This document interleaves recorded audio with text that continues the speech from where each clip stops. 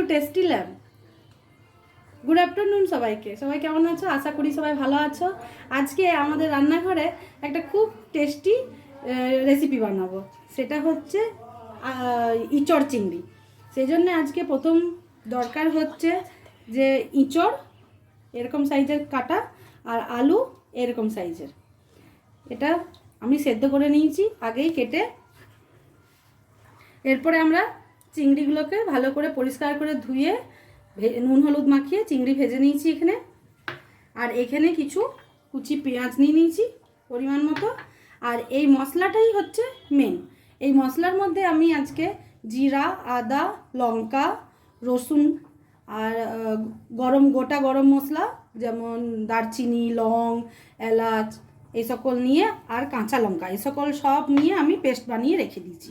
আসুন এবারে আমি রেসিপিটা কী করে বানাই দেখাচ্ছি।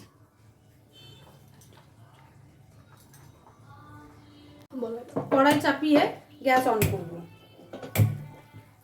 গ্যাসটা অন করে নিলাম। এবারে কড়াইটা অল্প গরম হোক, তাকে আমি তেল দেব।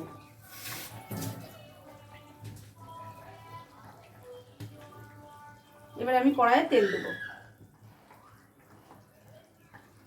এটা আমি সরষের তেল ইউজ করছি।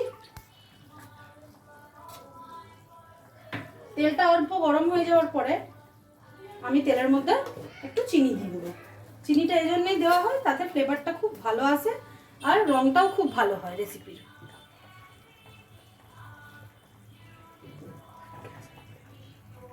আর গ্যাসের ফ্লেমটা এই সময় আমাদের হাই রাখতে হবে। এবারে আমি তেলের মধ্যে অল্প চিনি দিয়ে দেবো।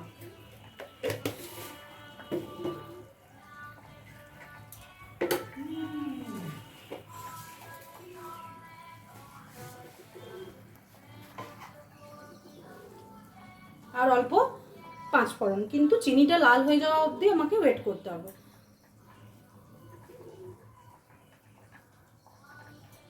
এই রেসিপিটা খেতে খুব ভালো হয় আর গরম গরম ভাত দিয়ে দুর্দান্ত লাগে। একবার বন্ধুরা আপনারাও ট্রাই করুন, আর এই ভিডিওতে আমার সঙ্গে আপনারা থাকুন।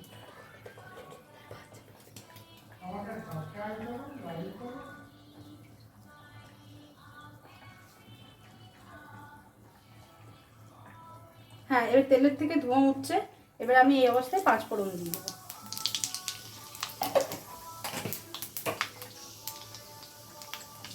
পাঁচফোড়নগুলো যখন ফুটে যাবে, ফুটতে শুরু করবে, সেই সময় আমি এই কুচনো পেঁয়াজটা তেলের মধ্যে দিতে হবে।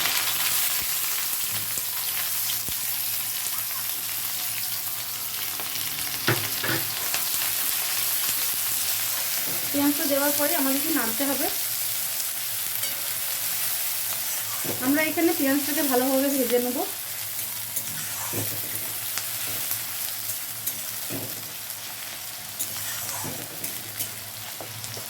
যতক্ষণ না পেঁয়াজটা একটু ব্রাউন রঙের হচ্ছে, ততক্ষণ অবধি আমরা পেঁয়াজটাকে ভাজবো।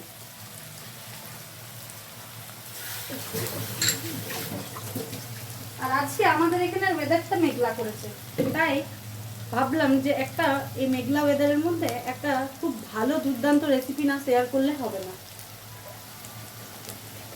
আর এইখানে আমি লঙ্কা পাউডার একটু দিয়ে দেবো। এই পেঁয়াজগুলো যখন ভাজা হচ্ছে সেই সময়তেই আমি লঙ্কা পাউডারটা দিয়ে দেবো। পরিমাণ মতো লঙ্কা পাউডার, চা চামচ, ছোটো চা চামচের 1 চামচ দেবো। এরপর আমি পেঁয়াজগুলোকে ভাজবো।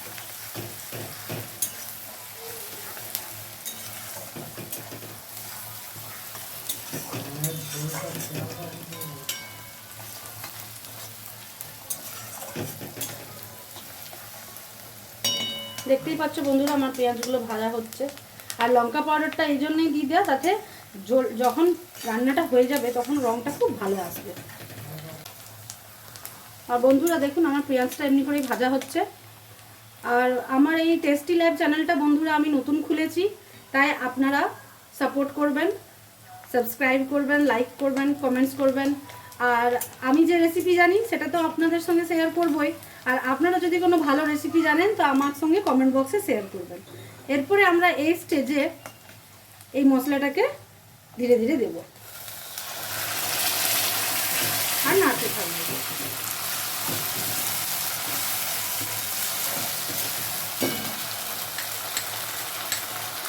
এই সময় মশলাটা অল্প জল গুলিয়ে বাটিটাতে অল্প জল দিয়ে দিয়ে দেবো। আর এই মশলাটাকে খুব ভালো করে আমাদের কষাতে হবে।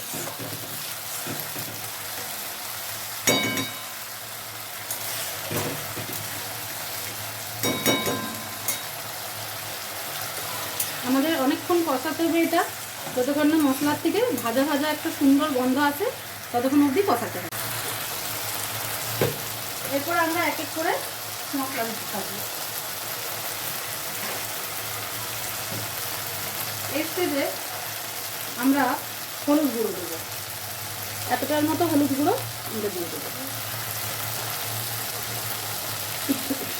আরও অল্প হলুদ গুঁড়ো। এরপরে এতটা পরিমাণ মতো আমরা ধনে গুঁড়ো দেবো।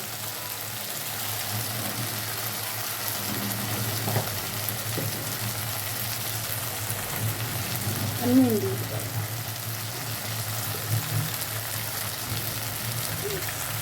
হ্যাঁ, টিস্পুনে 1.5 টিস্পুন নুন দেবো।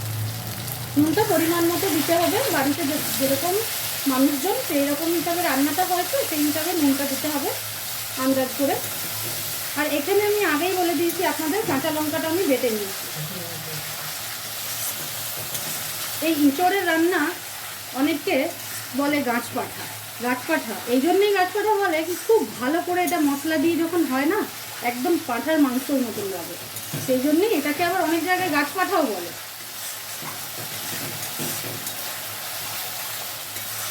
আমার তো ইঁচড় খেতে খুব ভালো লাগে বন্ধুরা, আপনারা বলবেন কার কার ইঁচড় খেতে ভালো লাগে।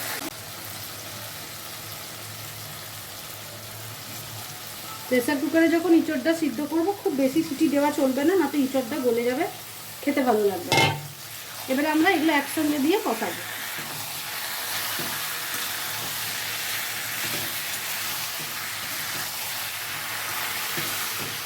ইঁচড় বানালে আমার বাড়ির প্রত্যেকেই খুব ভালোভাবে খায়, আমার ছেলে, আমার মেয়ে, হ্যাঁ খায়। কিন্তু আজ আমি, আমার মেয়ে খুব ছোট, আজ আমি আমার মেয়েকে এই ইঁচড়ের রেসিপিটা দেবো না, কেন কি এটার মধ্যে লঙ্কা বাটা দেওয়া আছে, ওর খুব ঝাল লাগবে, তাই আমি হালকা করে যখন ইঁচড় বানাই তখন আমি ওকে দিই।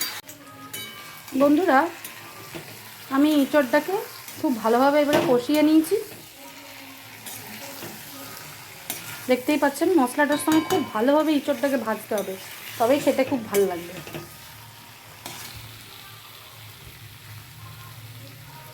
এই স্টেজে আমি জল দেব, জলটা খুব বেশি দেব না, ঝোল হবে না, একটু গ্রেভি গ্রেভি হবে।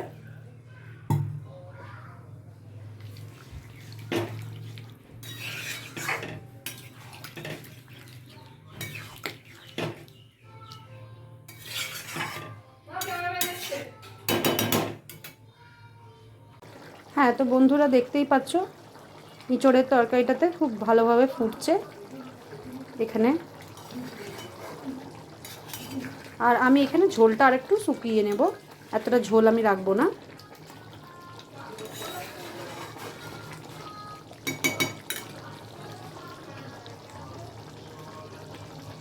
আর একটু ঝোলটা শুকাবে।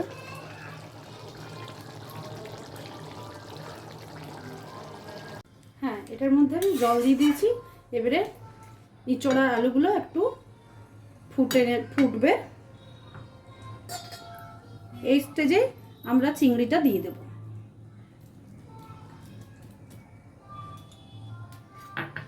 দিয়ে ভালো করে খুন্তিটা নাড়াচাড়া করে চিংড়িগুলো যাতে একটু গ্রেভির মধ্যে যায়, সেই জন্য চিংড়িগুলোকে একটু ভেতর দিকে আমাদেরকে গ্রেভির করে দিতে হবে। এমনি করে গ্রেভি দিয়ে চিংড়িগুলোকে ঢাকা দিয়ে দিতে হবে যাতে গ্রেভিটা চিংড়ির মধ্যে যায়।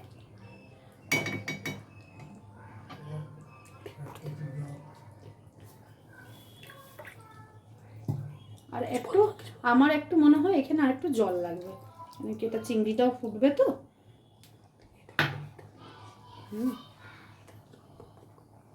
এটা যতক্ষণ ফুটুক। হ্যাঁ বন্ধুরা, এই স্টেজে এবার আমি গ্যাসটা বন্ধ করে দেবো, ঠিক আছে।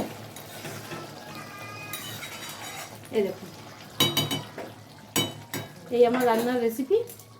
সবার কেমন লাগলো বলবেন, আর বাড়িতে ট্রাই করে নিশ্চয়ই দেখবেন, গরম ভাতের সঙ্গে দুর্দান্ত লাগে।